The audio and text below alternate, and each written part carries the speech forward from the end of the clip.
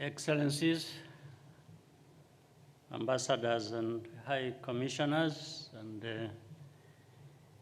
your Dean, Ambassador Nesta Etua, representatives of the international organizations, members of the diplomatic, of the consular corps, honorable ministers, senior government officials, distinguished ladies and gentlemen. A good evening to you and welcome.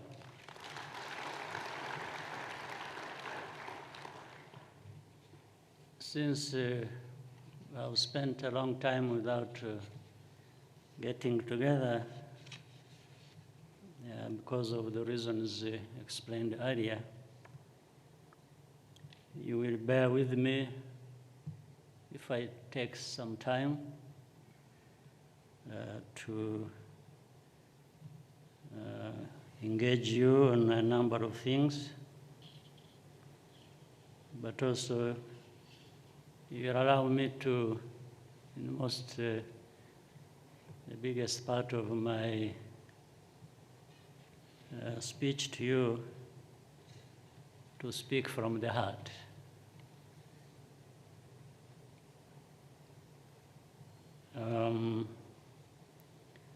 The 2 years we have not been able to meet, I'm sure so many things have happened.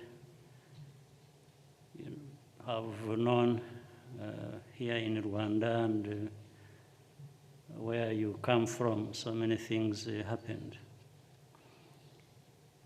But the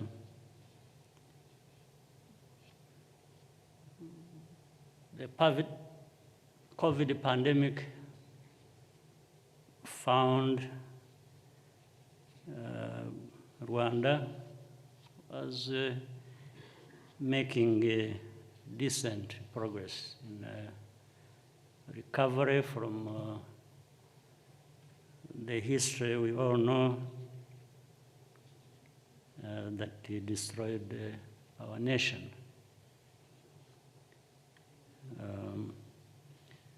But that progress we made, and now we continue to make going forward after COVID. Well, it's not yet after. Who knows what is coming in the next months. But so far, so good. But my point was, we could not have made recovery and progress over the last 28 years without the resilient people of Rwanda, and equally so, the many friends and partners we have had accompanying us along the way. Many countries, many organizations, countries in Africa, countries in the north, developed countries have really helped. That one, I wanted to take this moment to say thank you for your contribution. And we want to continue on the same path of working together. We will always want to play our part, which is really what should come first as a people. Even before our tragic history struck, like it did in 1994, where we were a country underdeveloped and poverty-stricken and all kinds of things. But nonetheless, I want to assure you, we, as a nation, we are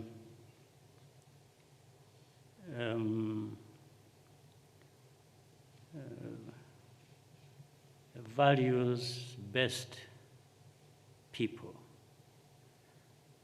We cherish values. I want to say that because sometimes there is that mistake.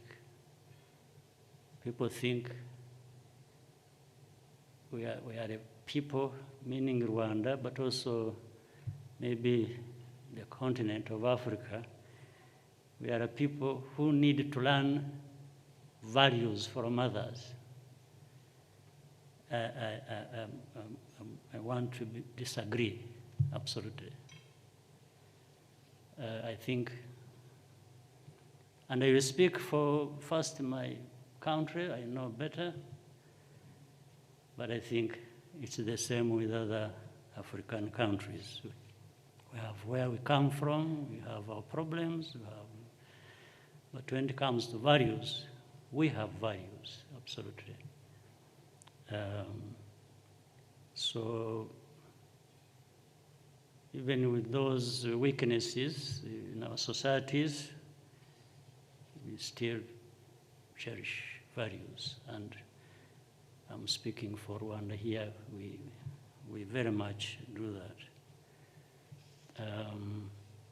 And it is really based on that, as Rwandans, that we proudly want to play our part. We want to own up to our problems. We even expect to hold each other accountable and be held accountable by others. That one, there's no question about it. So that's what has helped, and I think things got much better since 28 years ago. Things got better for the country, and we want things to continue getting better for us.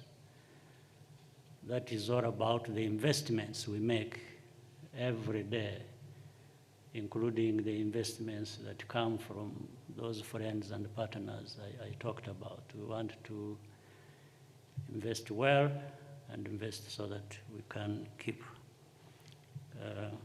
getting better. In fact, that's why we're also not offended by anyone telling us that we need to get better. That's true. We want to be better. So we don't take offense when people keep pointing fingers at. And something else I want to emphasize is that we are people who respect. We are very respectful of others. Even if we may have differences for one reason or another, we maintain being respectful. In some way, of course, we expect that back to us. But again, even if people didn't respect us, we have no quarrel about that, because we concentrate on what we think we should do for ourselves.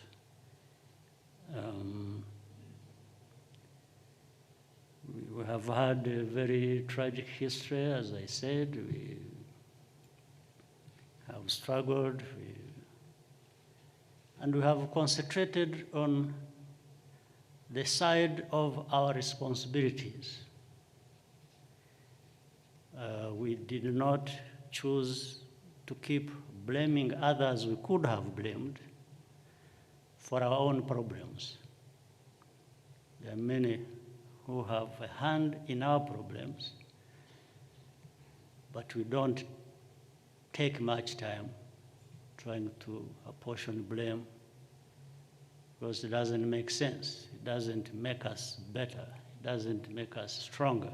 It just takes away a lot of effort trying to throw around a blame to other people when we could be doing a lot for ourselves. So that's something else I wanted to. So even for those who every day have something to tell us, to teach us, you know, the lessons we every day get from some of which we don't need or are not even correct, we still have no quarrel with that. Maybe we learn also one thing or two from that, and we continue moving ahead.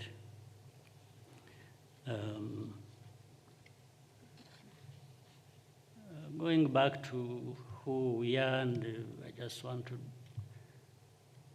say this directly to you because you represent your countries, organizations here in Rwanda. I'm sure you are interested in discovering one or two things here.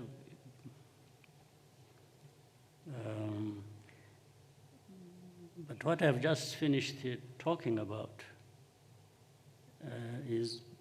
contains some of the things that people will never maybe understand about us. But if they want to understand that, we might do better together. So for example, I'm saying this is the month of April when we have all kinds of problems. When we try to remember the history, the tragic history and so on. And you cannot overcome that history unless you emphasize truth and facts and interpret all that the right way, because there are things that we know, we have lived, we have seen, so we need to give them a correct interpretation and reading, and we try to do that. So sometimes it is striking to see that some people want to teach us who we are, worse still, who we should be. It becomes, that's where the problem comes in now. Even anybody trying to interpret our history for us, and their line of interpretation becomes the one we must follow. This is not correct, and we have a problem with that, absolutely. But again, even when we have a problem with that, we will always respond respectfully. I said it from the beginning. I'll tell you who I am, I'll tell you who I think I should be, and after that, if you have your own views, I listen to them, and we have to find a way of continuing forward anyway, because that's what we have to do. But I leave no one in any doubt that who I am, who I want to be, where I want to go, my views, my feelings about that will prevail always over these lessons that people may want to teach us, about us. When I'm saying I, forgive me, it should be we, because I'm speaking for this country of Rwanda that I happen to lead today. And I want to do the best job of that while I'm still there. When I'm not there, I want those who will be there to, I think, do justice to our people, to our history, and also to our future, the future we want.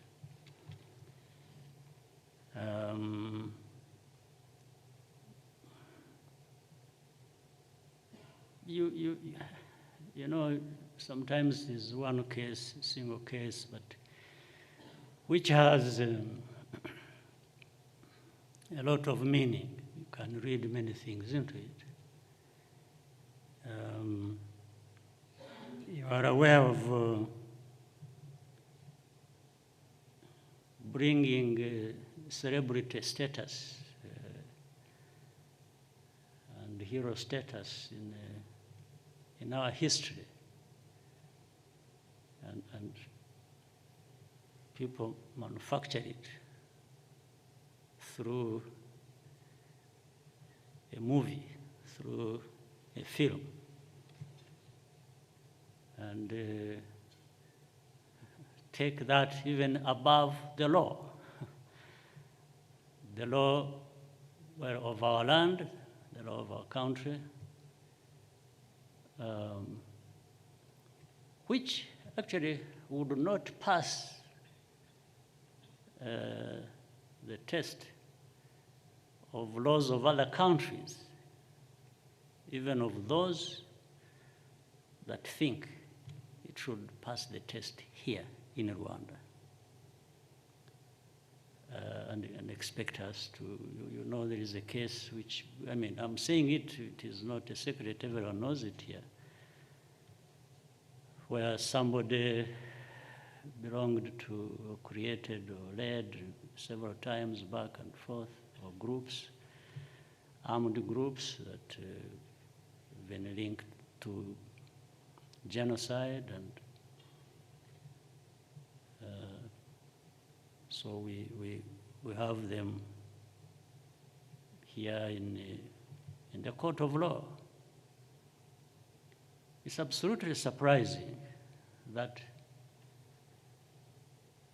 people who have hundreds of years of history of this sort of thing I'm talking about, of justice, democracy, human rights, and so on, sometimes rightly give us many lessons. Getting it so wrong in this particular case. But I understand it's not just getting it wrong, like they don't know. It's getting it wrong because of who they think we are. They just look down upon us. While you can look down upon me, you can disrespect me to that extent, it's also my duty to make sure that I don't agree with you. I would seriously object. That's what Rwanda is and should be, for now and for the future. To absolutely object. So I see it every day, every now, Minister of Foreign Affairs has to explain, Minister of Justice, everybody. Me, I have to explain, this one. So one time, some of these leaders you would have real respect for. One of them comes to me and say, you see, you have to have this man released. I said, but I'm not the court, first of all. Second, even if I were to use my authority as the president, which would be abusing my authority, can you explain to me a little bit of why you think it should be the case that this man be released? And you would say, but you see, he's a hero, people say, it's like he's rivaling you, meaning me. I told this guy, I said, no, I'm not a hero. I don't even want it to be, because that's what I said during the commemoration, the 7th of April. This hero thing is, how can you be a hero in a situation like ours of a genocide where you lose? Well, one would have been a hero if we had prevented this from happening in the first place. But we lost a million people over. So I said, okay, fine. If you think it should be released, how about the families of the victims? People who were lost on the hands of this person and the groups he led that came and killed the members of their families. What do I tell them? And I said, because he was not even arguing from saying, no, this person is innocent. No, because the evidence there is overwhelming, including the evidence he provides himself. Because he talks about it. He talks about what he did. Very proudly. Now, so I said, so what happens? Would that be justice? What happens to these people? Oh, then this person said, oh, so they are there, they are victims. So we can also go on to them and say sorry to them, because I had to remind him that there are these victims. Then I said, okay, how about others co-accused with him? Because there are 20-something, around 20, who also testify and, first of all, accept their responsibility themselves and testify against this person because they were together in the same crime. He says, so what happens to this? Do we have this one released and these ones stay in prison and then the victims, we tell them to shut up? Or I said, that's not how you would do things in your own place. Why do you want me to do that you are telling me to do? Of course, he would have no argument, but he looks like saying, no, you should do it because I'm telling you to do it. Or because the story about this person concerns us. It's like we are the ones who made this person. Fact, which is true. They are the ones who created the status, celebrity status for this person. Because they wanted to build their own narrative about Rwanda, about us. So the effort is about changing victims to be the perpetrators. So there are two narratives as what happened here in reality in Rwanda. So there is a counter narrative. No, it's not everything you see or you are told that is true. There is another narrative. And that's how this story goes on and on. It's not about the people who were targeted in the genocide. Even if 100 and something, all members of the UN General Assembly know the facts. One or two countries say, no, because other people died also.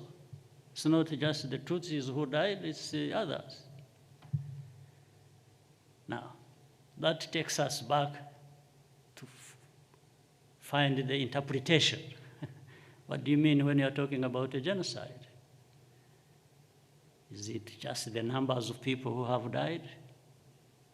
Or is it even the manner in which they died, being targeted for who they are? So what is the book you are reading about what happened here? Those of us who are here, who know, and everybody knows, how can the story change? Okay, but if you're saying, oh, even others died, that's okay, that's true. By the way, sometimes they say, no, but even moderate Hutus died, they still died on the hands of the same people who were targeting these ones. No, but not only that, actually some foreigners died here. We had Belgians died, Italians died, Americans died. There are many people who died here. So because you're saying, oh, even Americans died, even the Italians died in Rwanda, so it stops being this, what it should be called and what the UN has called it. It should be what we want it to be called. So we have to have the capacity, and we do, to really absorb this insult, I should say. We have developed the capacity to absorb it and live our lives and move along. We change what we have to change and live with what we have to live with.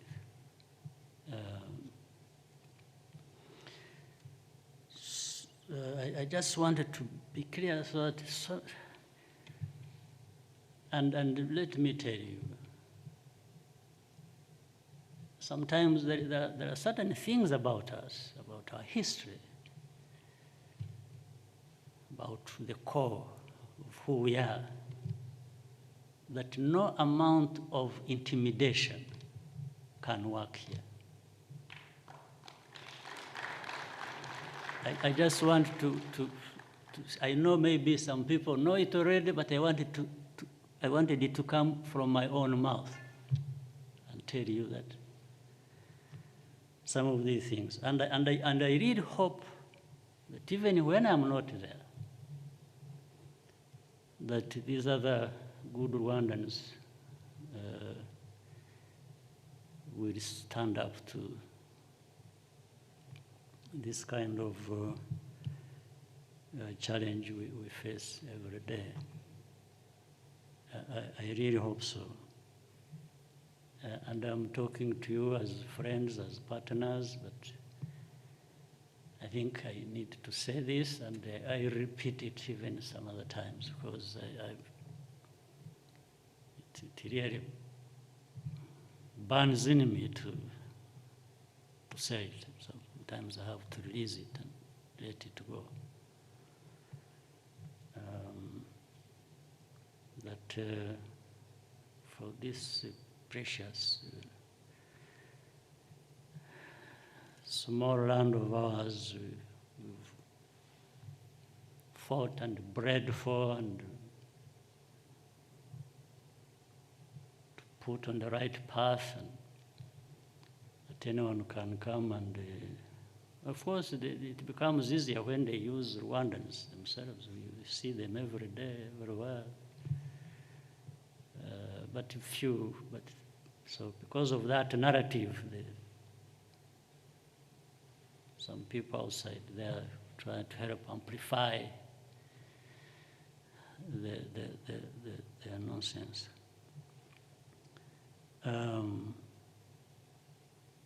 So I'll move forward. I want to clear something else that I'm sure you might have heard. Recently, there is some discussion we have entered into with one of our partners and friend, United Kingdom, something to do with migration. I know it has caused another confusion, and I want to explain it to you. And again, I first had to say what I said, and I bring this because it should be seen in that context of who we are and who we want to be. Because I have seen some people say, that United Kingdom gave us money and then they want to dump people here. No. We don't do that kind of thing. we don't buy and sell people. We can't do that, again, because of our core values. But I'll tell you what happened, and so that everyone is clear in their minds. In 2018, if many of you may recollect, I was the chair of the African Union. And during that time, so many stories, many young, maybe some of them old Africans were perishing, dying in big numbers in the Mediterranean, being taken through Libya and to many parts of Europe. And I remember reading a story about a Ghanaian young man, an engineer, who happened to be following this path, and there are people, they are smugglers, they have networks who take people from Africa, different parts, and smuggle them into Europe. And that time they were using Libya because of its statelessness. There was confusion, there was no state in control. And in fact, hundreds, if not thousands of them were trapped in Libya in different places in the prisons, starving to death, others abused in all sorts of ways. Some people had started coming, picking some of them and taking them to their countries to use them as slaves.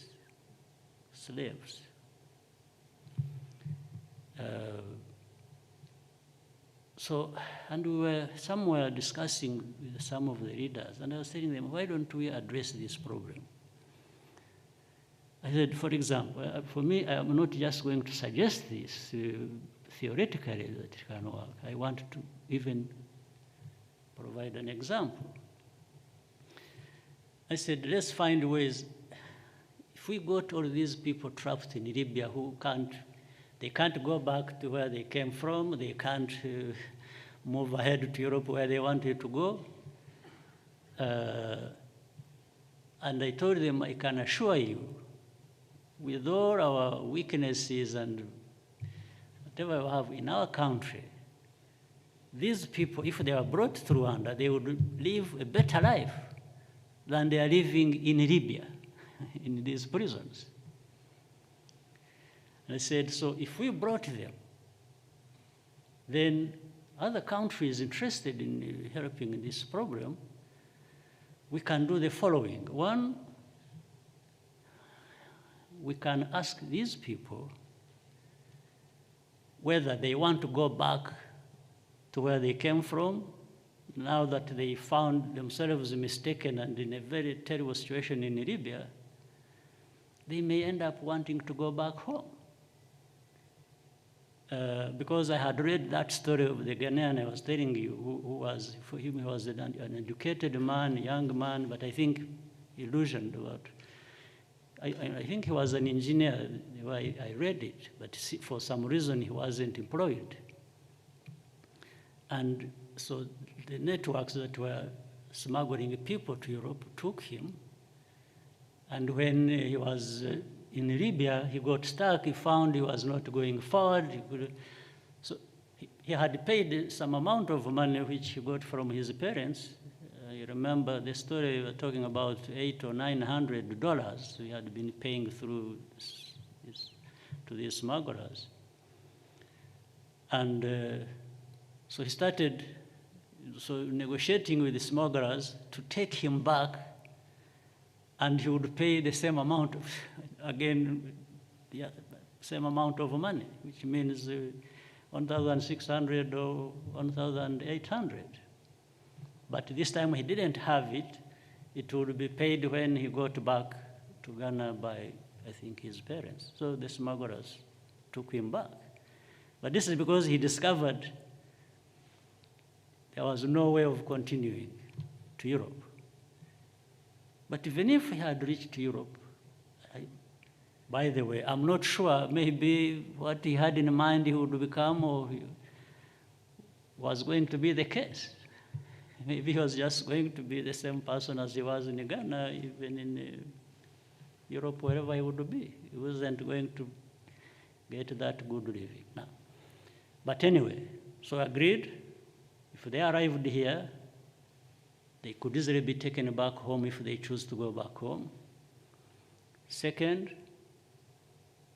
those European countries that have allowed migrants to come to Europe should come and stably select those they want to take to their countries, and that would be still better than these people being trapped in Libya.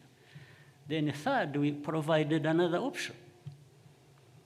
We said, for those who can't go back or don't want to go back for some reason of their own, and may not be selected by the countries that want to absorb them, we are giving them another option.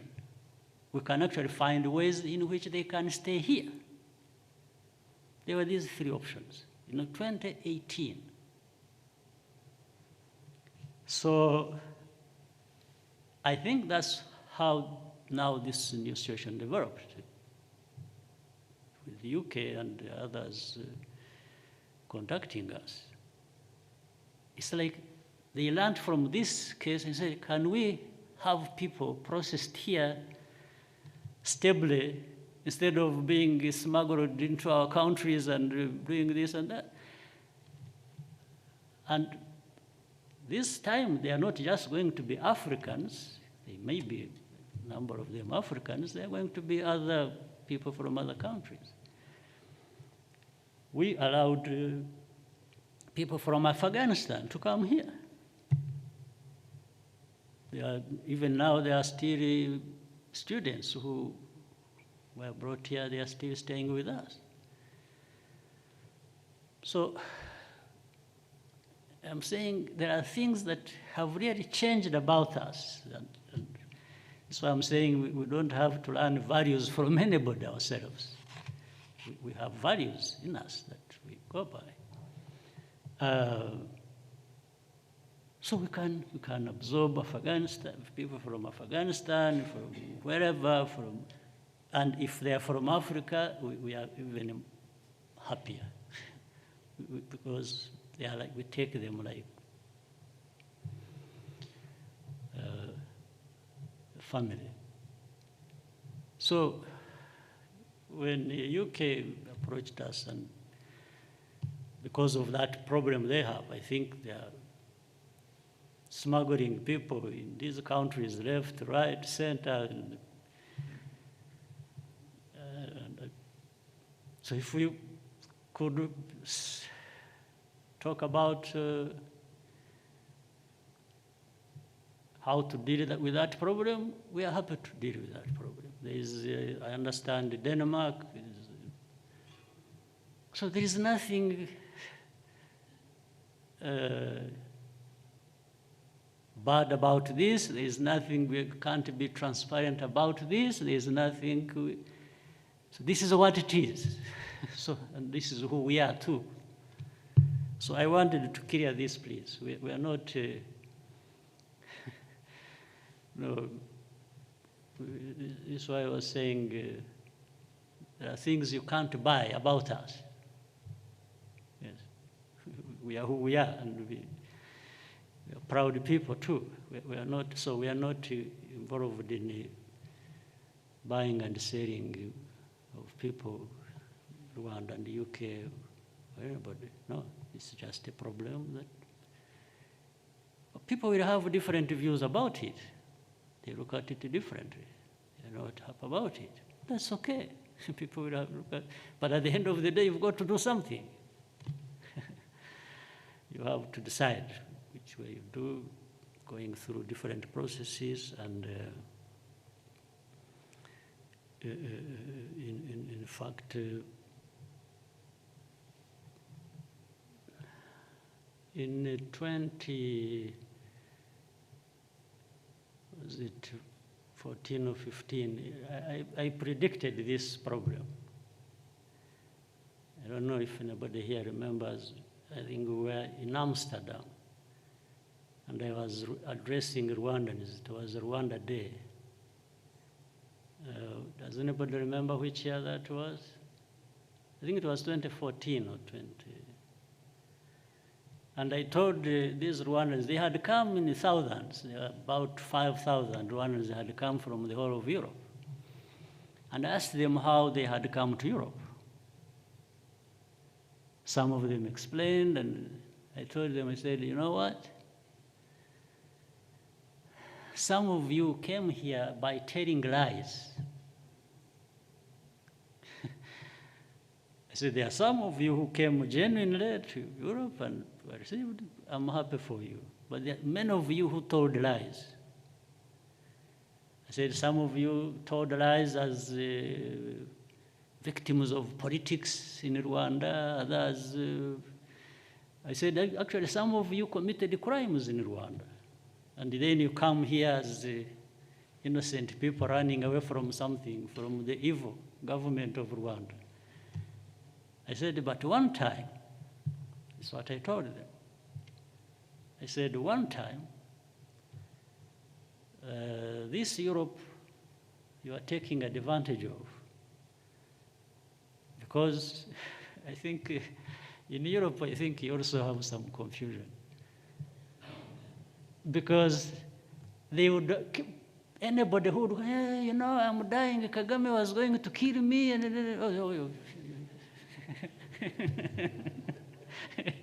they say this is, yes, in democracy, freedom, you are saving this man. But this man has actually killed people in Rwanda. And he's just telling lies so that he gets to be accommodated in Europe.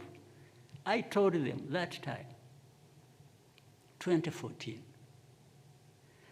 I said, one day, Europe will get to know this truth, I'm telling you. And they will come back to be asking each of you, well, how did you come here? And they will know the truth about you, and they will pack you in a container or something and send you back. I told them. Does anybody remember that conversation? Yes. I said, they will come to know the truth because they have their own problems here as well. They want to manage. I don't think we are going to transfer half of Africa into Europe, and Europe accommodates it and keeps silent. So they wake up and say, what is this? And I told him, he said, by the way, why are you actually going there? Why don't you try and together we do things like they do in Europe where you are running to, so that you stay in your countries. In fact, in that meeting, there were some people, there were some Malians, people from Burkina Faso, and others from Senegal. I remember when it came to Q&A, they were asking me questions. They put up their hands and they told me their stories and how they lived in Europe. In fact, another person at that time was from Cameroon. He was a doctor. And he told me he had come from Belgium. And he said, you know, I have heard so much about Rwanda. You know, I want to come and work in Rwanda. I'm a medical doctor. He has some good specialty. I said, either I will leave you with a ticket, or I bring you on my jet and you go home. And this man has come, by the way. He's here. He's working here now. He's working in King Faisal Hospital. Yes. So there are these things people don't know, don't understand, or don't want to believe, but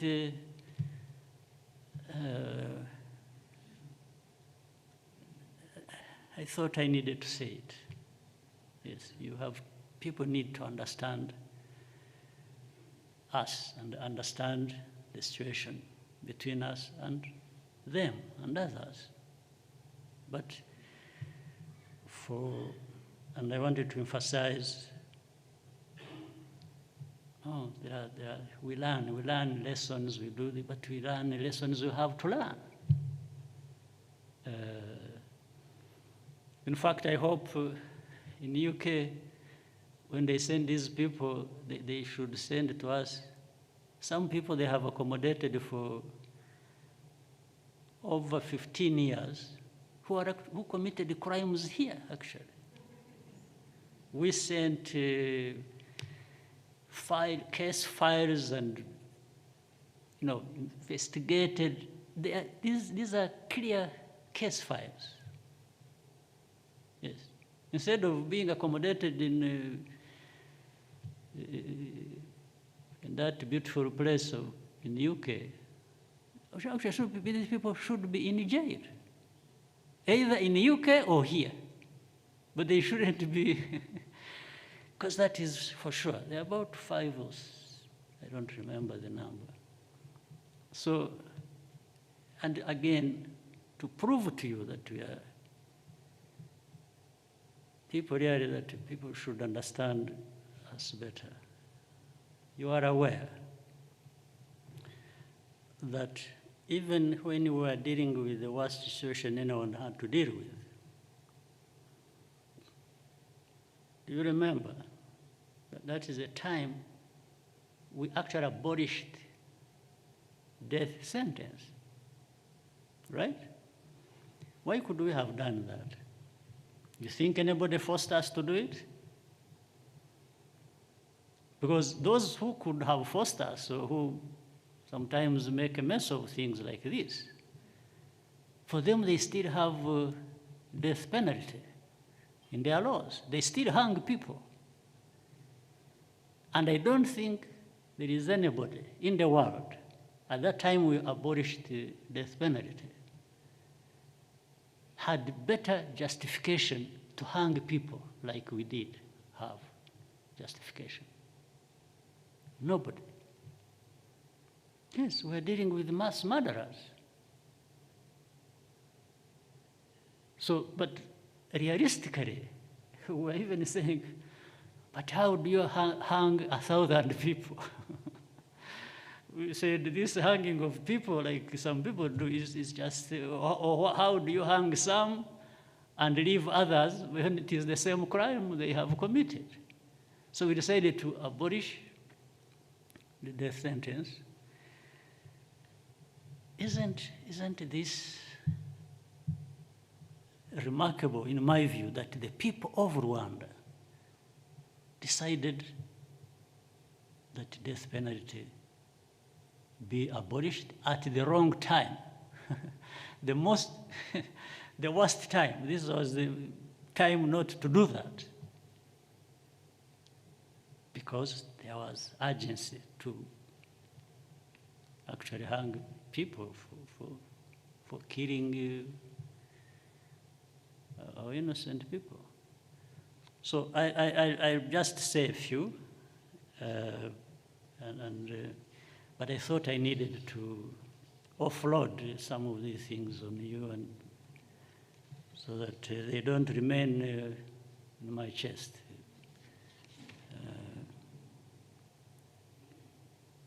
So I'm sure we are better people, we are stronger people, we can be good partners with all of you, those who want partnership in us. We are happy and ready, but I just wanted to be sure that you understand us and the values around which we form partnership be clear, and that's what they are. So we, as some people said, we are going to host the Commonwealth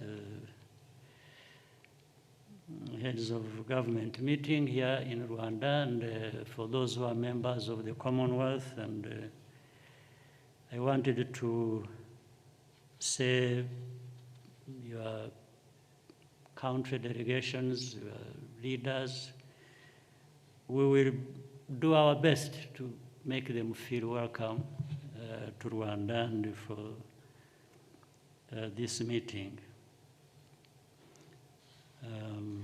And we have a lot to accomplish together.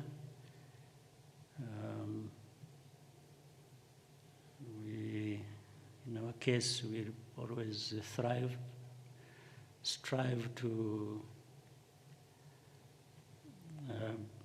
use the resources, limited resources available to us, the best way we can, and get value for our money. So, once again, thank you so much for joining us for this dinner, and I want you to be happy in our country, and as we continue this same journey, we have a lot to do, and for us, again, we've been focusing on how we can make peace and create peace with our neighbors and in our region, and we will continue to do that. But in order to achieve that, we have to build ourselves, build the capacity to deal with anything that would take us back to the bad times of our history, and which we are decided and will never happen again. With so much more put to you than you expected, I thank you and wish you a very happy evening and happy stay in our country for as long as you have to. And if I may, traditionally, we can have a toast to the good health of our peoples and to more partnerships in the future. All the best to you all. Thank you.